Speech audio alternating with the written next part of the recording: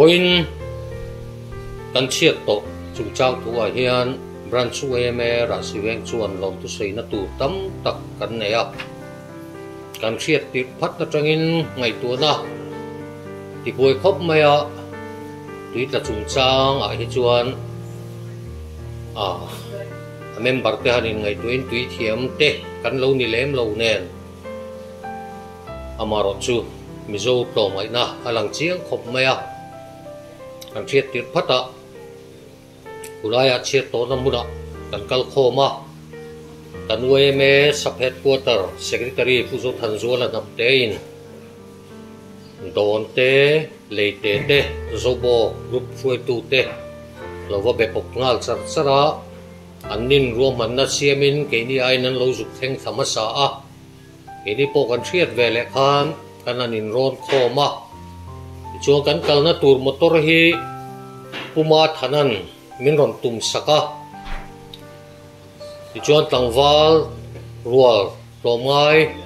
advance party tenen kan vai hian mi som thum vel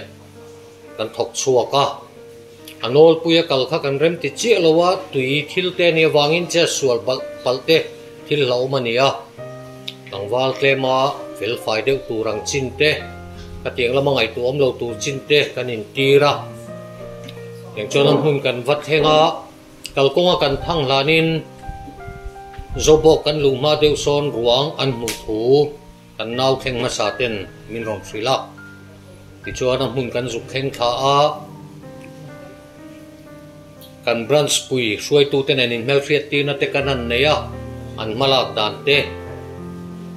an chet lak dan te min an fril ria a kan nau che suala hi leite branch ai oron thok chuak in member pakhatin tui thiam tak main atlak na tanga meter somnga vela lam ni vela thuka tui chunga a omakha azuk chan azuk la chuaka yang chon tulang angte an boi pui fel nu in solaya mat lea an mom thena ti chon a kuang leite branchin an ron tum le boka VCP hoin an ron che tharup maya leite branch eme tele an khotang suai tu an VCP tele member te chunga long thu kan soya tin zobo group eme suai tu te an fakom khop maya member te tomngai ron thok chok zong te chunga long thu kan soi boka tin don branch eme suai tu tele member ron thok chok te chunga long thu kan soi boka tin chiat kan tho thu sia kalkonga tepo arwang tuam na tur puan tele pangpar lo thlat tu te kan han nei le zela kan lom ema tin hei ba ka hian zobo group ome member nga mo zatin arwang hi anin hengin min rom zui theng boka kan lom ema mizo to ngai na awan parvul na kan tilo thailo ani kan chiat to anu mana hian lom thu kan soi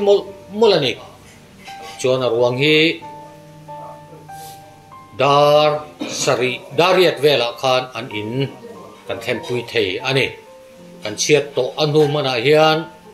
branch wemera siweng chuan lom thu